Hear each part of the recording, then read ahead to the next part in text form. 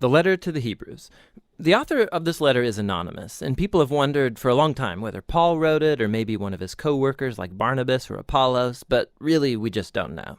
In chapter 2, we discover that the author had a first-hand relationship with the disciples who were themselves around Jesus, so we know that this letter is anchored in the teaching of the apostles. We also don't know who the audience of this letter was or even where they lived. The author knows them really well, and he assumes that they have a thorough knowledge of the Old Testament scriptures, especially the storyline of the first 5 books of the Bible, the Torah, about how Abraham's family became the nation of Israel, about how Moses led them out of slavery in Egypt to Mount Sinai, where they received the Torah and they made a covenant with God, where they built the tabernacle, where the priests offered sacrifices, and also about how they wandered through the wilderness on their way to the Promised Land. The author just expects that the readers know all of the details about these stories, and so most likely the audience is made up of Jewish Christians. That's where the name of the letter comes from.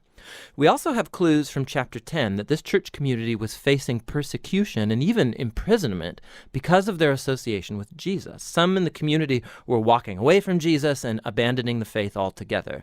And this explains the purpose and the structure of this letter. First, there's a short introduction, which is followed by 4 sections where the author compares and contrasts Jesus with key people and events from Israel's history. Jesus is first compared with angels in the Torah, second with Moses and the Promised Land, third with priests and Melchizedek, and lastly with the sacrifices in the covenant. And the author has 2 main goals in all of these contrasts. The first goal is to elevate Jesus as superior to anyone or anything else, showing that Jesus is worthy of all their trust and devotion.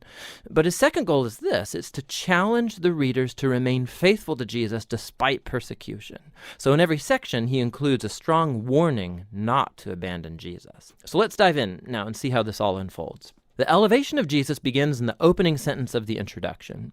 In the past, God spoke to our ancestors in many different ways, but in these last days, he has spoken to us in his Son. So the author's saying that Jesus is superior to all of the previous ways that God has revealed himself to Israel. He then makes this astounding claim that Jesus is the radiance of God's glory and the exact imprint of God's nature. These metaphors are making the closest possible identification between Jesus and God. So Jesus is what the rays of light are to the sun, or Jesus is what the wax impression is to the signet ring. For this author, there is no God apart from Jesus. Jesus is God become human as the Son. And it's this elevated view of Jesus that's then explored throughout the rest of the letter.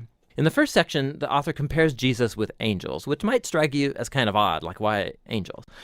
In Jewish tradition, it was taught, based on Deuteronomy chapter 33, verse 2, that the Torah and the words of God were delivered to Moses at Mount Sinai by angels. And so by saying that Jesus is superior to angels, the author is claiming that Jesus and his message of good news are superior to all previous messengers of God's word. And so the first warning flows from this very point. If Israel was called to pay attention to the Torah that was delivered by angels, how much more should we pay attention to the message that was announced by the Son of God? And not only that, given Jesus' status high above the angels, how remarkable is it that he gave up that high status to become human, to suffer, and to die? In Jesus, we see God's greatest glory and God's great humility as Jesus sympathetically joined himself to humanity's tragic fate.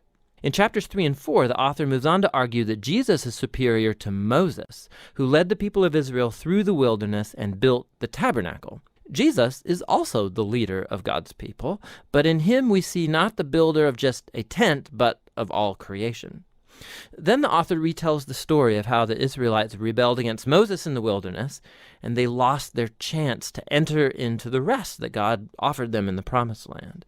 And so here comes the second warning. If Jesus is greater than Moses, how much higher are the stakes if we rebel against him? We also are in a wilderness-like environment where we have to trust God for the future rest in God's new creation. So let's make sure that we don't rebel like Israel did in the wilderness and lose out on God's gracious offer to enter his new creation.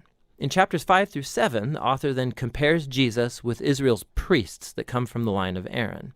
Their role was to represent Israel before God and to offer sacrifices that atoned for or covered over the sins of the people. But, he points out, the priests were themselves morally flawed people, and so they constantly had to offer sacrifices for their own sins as well as for everybody else's. Something more was needed. And so he then argues that Jesus was that something more. He's the ultimate priest. But Jesus did not come from the line of Aaron. Rather, Jesus was a priest in the order of Melchizedek, that mysterious priest king from ancient Jerusalem, and he appears in the stories about Abraham. We also find in Psalm 110 that the Messianic king from the line of David will be a priest in the order of Melchizedek. So the author's whole point is this. Jesus is the ultimate priest king. He's morally flawless, he's eternally available for his people, and so he's superior to any other mediator between God and humans. And thus comes his warning in this section. To reject Jesus is to reject one's best and only chance to be fully reconciled to God, so don't do that. Which transitions us into the last comparison in chapters 8 through 10. The author shows how Jesus' death on the cross was the ultimate sacrifice, superior to all the animal sacrifices offered in the temple. Those sacrifices had to be offered constantly, both daily, but also yearly on the Day of Atonement. Jesus offered his life once and for all, and it was sufficient to cover the sins of the whole world. And so the author warns the audience from walking away from Jesus. It's like turning your back on a gracious offer of God's forgiveness. Why would you do that? Jesus' sacrifice is permanent, he says, and it's the foundation for the new covenant spoken of in the prophets, where all sins are forgiven. So now that the author has elevated Jesus through all of these contrasts, this final section is one big challenge to follow Jesus. So think big picture. In Jesus, they have found God's very word. In Jesus, they have hope for the new creation. Jesus is their eternal priest. He's the perfect sacrifice.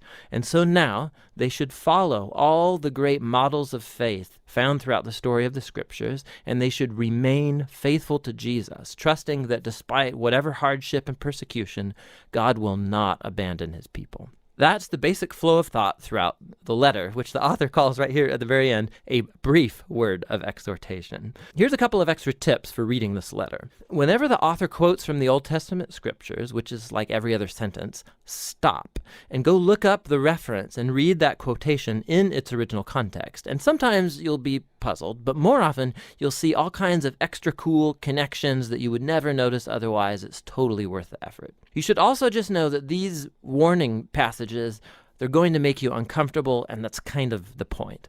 They're not there to make you afraid. They're there to show you that rejecting Jesus is foolish because he's so awesome. These warnings all serve the larger purpose of the letter, to show that Jesus is the ultimate revelation of God's love and mercy. And that's what the letter of the Hebrews is all about.